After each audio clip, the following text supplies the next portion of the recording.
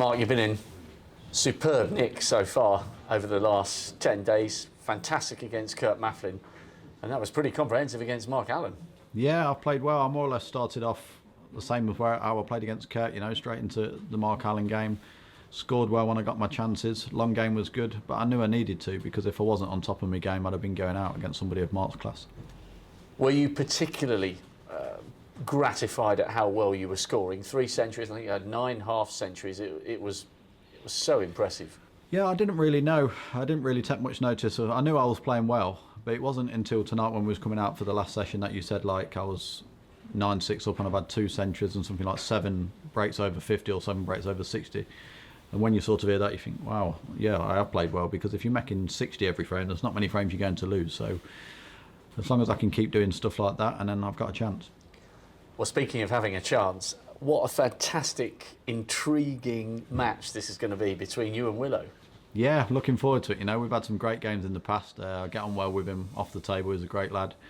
He's a fantastic player on it. So it's going to be a tough game. He's playing well himself.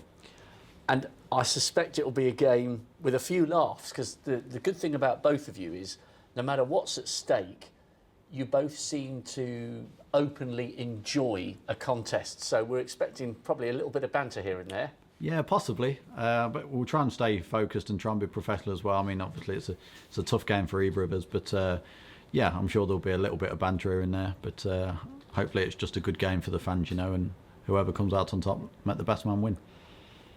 The lineup for the last 8 is unprecedented in strength and depth. I mean, it's almost unbelievable. 6 former world champions. That is incredible.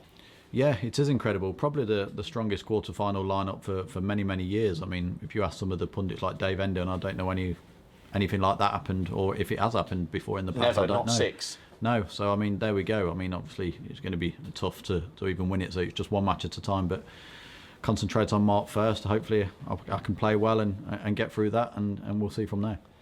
Is last year's semi-final perhaps in the back of your mind, because you were so in control of that match, and had you won it you would have been the favourite against Kyra, and yet you started this season as if you disregarded that because you won the European Masters so quickly.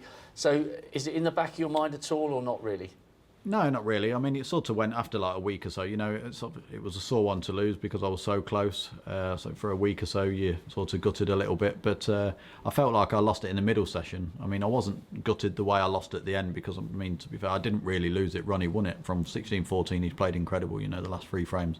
But I felt as though where I did lose it was probably in the middle session. I could have gone 14-9 and sort of pulled away, and Ronnie got out 13-11. And then at the end, towards the end, he played fantastic, and deserved to win. Obviously, your first world title is the most special, beating Ronnie coming from behind, and it was your first. Yeah. But if you were to win it again, this would be pretty close, wouldn't it? Number 4? Yeah, I think so. I mean, as you say, winning it for the first time is always going to be the best part for me as far as World Championships goes. But as you say, if I was to win it for a 4th time, especially the way the draw's been, and as you say, 6 World Champions in the quarter-final, I think that it'd have to be close. It'd have to be up there. Betfred, proud sponsor of the World Snooker Championship.